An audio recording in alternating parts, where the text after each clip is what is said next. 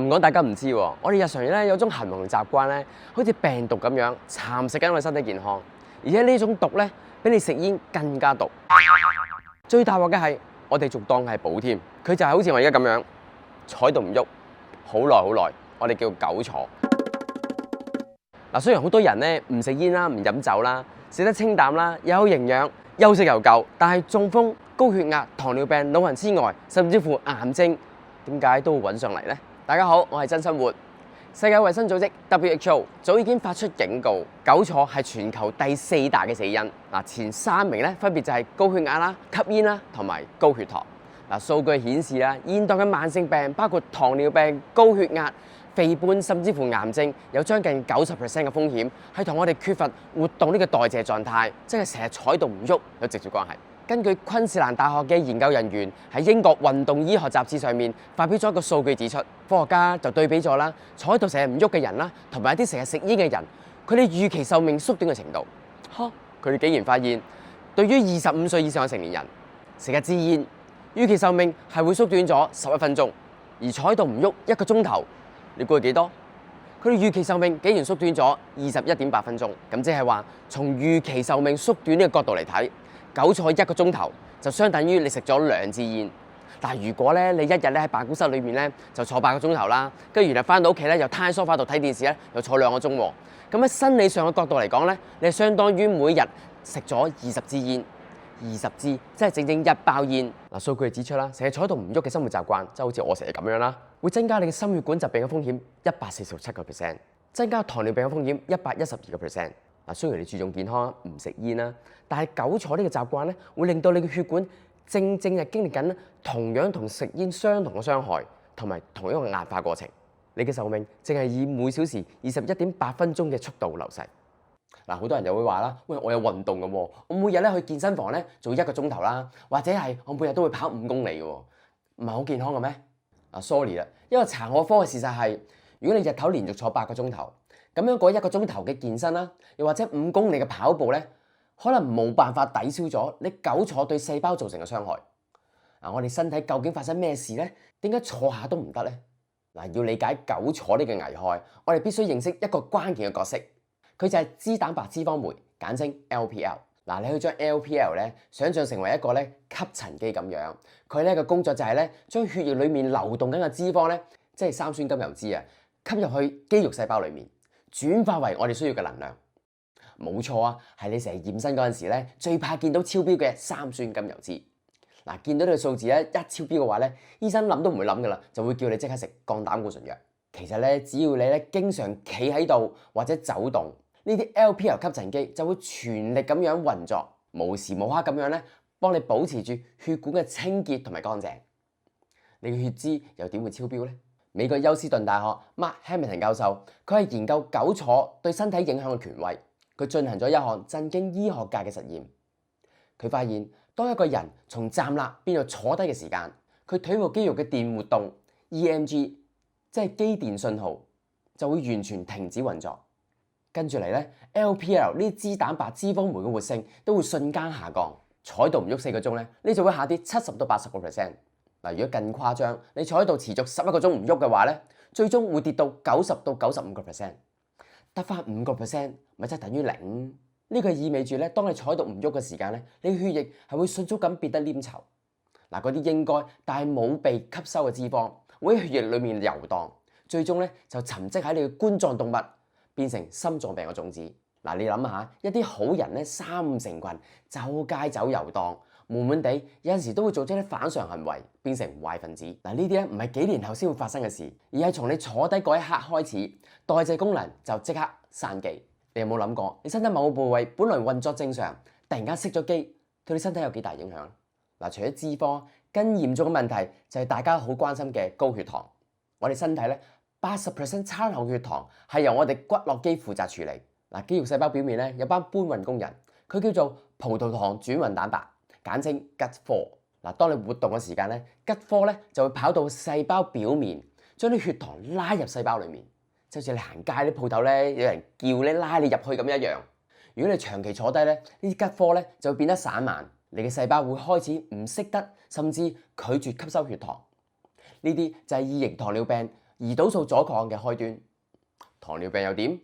你想象下，你血管長期浸泡喺糖漿裡面，佢不停咁樣腐蝕你嘅神經啦、血管啦、眼睛啦、大腦，仲有你嘅腎臟。嗱，台灣有兩樣嘢好出名嘅，一個咧就珍珠奶茶啦，第二個咧就係腎病啦。嗱，基本上咧，佢哋兩者咧係呈正相關嘅。咩意思咧？就係當珍珠奶茶越係好賣，越係受歡迎，腎病率就越高。咁你明啦。嗱，研究顯示咧，僅淨係坐1日，身體對胰島素嘅敏感度就會下降。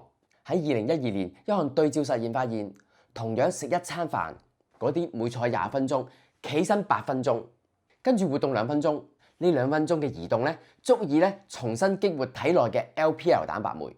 餐後血糖比一直坐喺度嘅人低咗24%。嗱，即係咧，如果你餐後血糖高嘅話咧，去到13為例啦 ，OK， 咁你只要經常做上面嘅動作，佢就會變到9.8，喂，爭3-4度喎。最重要係一日都唔使食。嗱，另外啦，當我哋站立或者走動嘅時間，我哋肌肉係會收縮，令血流輕輕咁加快，咁就會產生一種叫做剪力效應，咁樣就會直接刺激我哋血管裡面嘅內皮細胞，釋放出一氧化氮 NO。一氧化氮係天然嘅血管擴張劑，能夠保護血管同埋增強嘅彈性。但係長時間坐喺度唔喐，血流就會變得緩慢而且混亂，一氧化氮分泌減少，血管就開始硬化，高血壓就隨之而嚟啦。嗱，其實只要你多啲喐動啦，高血糖同高血壓就係由你不停喐動嗰刻開始，已經同你冇關係㗎。就算你食好多 supplement 啦、補品啊，甚至食埋藥都好咧，都未必好似佢咁有效。嗱，我知你錢多啊，但係咧都唔好咁嘥啊！嗱，韭菜咧唔單止咧影響你頸以下嘅地方，仲會咧縮細你嘅大腦。加州大學洛杉磯分校喺2018年發表咗一項研究，佢哋掃描咗35個成年人嘅大腦，發現久坐時間同埋內質裂葉嘅厚度呈負相關，即係話坐得越耐，呢個區域就會越薄。咩叫內質裂葉咧？內質裂葉就係大腦裡面負責記憶同埋學習嘅核心區域。當佢越嚟越薄，即係話你越嚟越冇記性，同埋越嚟越蠢。研究亦都發現咧，缺乏活動咧係會減少腦源性神經營養因子 BDNF 嘅分泌。嗱，呢啲係咧保護神經細胞、促進大腦觸突生長嘅關鍵物質。換句話講，久坐唔單止傷身，仲會令你變蠢啦，同埋增加失智嘅風險，真係老人痴呆。嗱，呢個解釋咗啦，點解長時間坐喺度唔喐，你會感到咧腦霧啦、反應遲鈍啦，同埋冇記性。喂，你有冇發覺咧？啲成日周圍走嚟走去嘅老人家咧，佢哋特別精靈啲嘅咧。仲有啊，久坐咧係會引發全身性慢性低度炎症，佢會直接咁樣咧導致體內嘅 C 反應蛋白 CRP 咧呢啲炎症因子升高。嗱，而慢性炎症咧係癌症嘅溫床，我諗大家都知啦。同時，當肌肉收縮嗰陣咧，佢係會減少分泌一種叫做肌激素，呢一種係一種抗炎物質。嗱，發炎因子咧就多咗，抗炎物質咧就少咗，對身體咪雙重打擊咯。其實美國癌症研究所喺早期已經指出，久坐同大腸癌啊、乳腺癌啊、子宮頸癌同埋胰臟癌係有好大嘅關係。嗱，好多人都覺得咧坐喺度咧好嘆嘅，但係咧唔知點解咧坐喺度耐嘅人咧係更加容易感覺疲勞啦、情緒低落啦，甚至乎容易患上抑鬱添。呢啲正係因為身體持續性處於低度發炎嘅狀態。嗱，好多人問啦，喂，我每日跑步5公里啦，又得閒去做下健身啦，1個鐘喎，OK，唔通唔可以抵消呢啲傷害咩？嗱，科學家就答你啦，好難。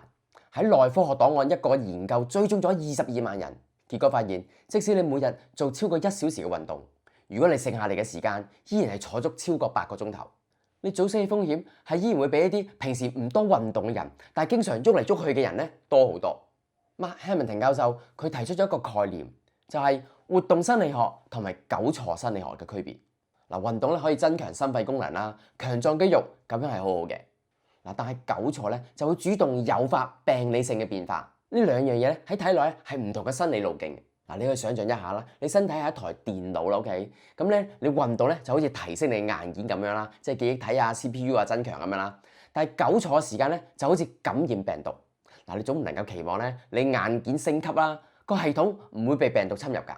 再打個比喻，運動就好似救火，而成日坐喺度唔喐就好似持續縱火一樣。你都唔能夠期望你每日用1個鐘頭嚟救火，就可以抵消每日23個鐘頭不停放火嘅傷害啊嘛！我哋需要嘅唔係劇烈嘅運動，而係打破靜止，即係話唔好坐喺度唔喐。嗱，講到呢度咧，你會話我喂，我要揾食㗎，唔通成日周圍走去喐身喐勢咩？嗱，基於最新嘅生理學嘅研究啦，我為大家總結咗3個方案咧，係幫大家解決問題。嗱，第一，梗係秘密武器比肉魚肌俯臥撐啦。嗱，喺呢一條片度咧，我已經介紹過㗎啦。嗱，呢個咧係 Mark Hamilton 教授佢喺2022年發表嘅最新突破性研究。嗱，佢發現咧，我哋小腿上面嘅比目魚肌非常之特殊，佢唔會依賴糖原，而係直接係燃燒血液中裡面嘅脂肪同埋葡萄糖。解決方法好簡單嘅啫，坐喺度咁就可以做呢個動作，睇緊電視做又得，出街飲咖啡都得，玩住手機都做得。其實企喺度做咧，效果仲好。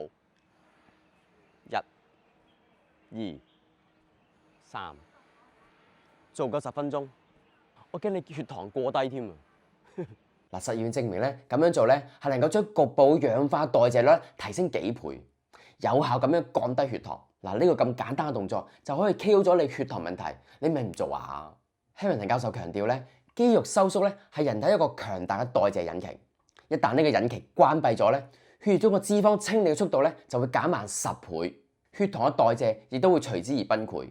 咁你而家終於明白啦，點解睇落去好健康嘅人，每年做身體檢查，佢嘅三酸甘油脂依然係咁高嘅咧？答案就係因為生活舒服啊嘛，坐得多咯。另外，記住20-8-2呢個原則，呢個係康奈爾大學提出嘅黃金比例。嗱，你每坐20分鐘啦，企喺度8分鐘，不斷咁改變姿勢啊，單腳啊、雙腳啊，咩都好啦嚇。然後移動2分鐘，即係譬如去斟下水啊，或者伸下懶腰啊咁樣。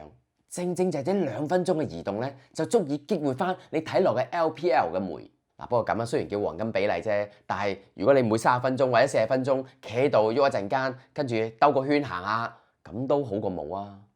第3就係冇嘢揾嘢嚟做，咩意思咧？嗱，我唔理 office 又好，屋企又好啦，你原先嘅杯咧係咁大嘅 ，OK， 咁樣換一隻細隻翻啲嘅嚇，咁啊真係咧1個鐘頭咧斟水3次啦 ，OK， 咁咧你咪行3次咯。嗱，另外啦，咪成日睇手機嘅係咪？咁坐喺度唔好嘛，咁咪企喺度玩咯。咁傾電話，企喺度傾都仲得㗎。總之咧就千方百計揾個藉口俾自己起身行下喐下，咁就好啦。做到上面3樣嘢，你已經好好㗎啦。嗱，我哋人類基因咧係為咗移動而設計嘅，我哋係2隻腳㗎嘛，所以長達幾百萬年嚟嘅進化裏面咧，我哋從來咧都唔係為咗坐定定而生嘅。喂，咪當自己係棵樹先得㗎。我哋嘅身體咧係一部好精密嘅儀器，佢係需要流動啦，係需要壓力啦，同埋生命力。嗱，從今日起啊，唔好再誤會，以為坐喺度就係唔使辛苦、唔使勞動、嘆世界、享受人生。其實你係喺度摧毀緊你嘅健康。嗱，我知道好多網友咧都好關心血糖呢個問題嘅，又唔想食藥。嚟緊一集咧，我會同埋我阿爸阿媽啦親身示範一下點樣唔使食一粒藥就可以改變你嘅血糖。就係將你餐後血糖高峰削平。簡單啲講啊，13度變到8度。嗱，我媽成日話佢自己咧有糖尿病啊嘛，依家佢唔講了。如果你覺得呢部影片對你有幫助嘅話咧，請你轉發俾你每日坐喺辦公室或者成日坐屋企嘅朋友，叫佢哋多啲喐，唔好成日坐喺度。我阿爸就係其中一個啦。嗱，你呢一次分享咧，可以拯救到一個人嘅血管啦同埋大腦，俾佢哋一個健康嘅機會。我係真生活，祝大家身體健康，下次再見，拜拜。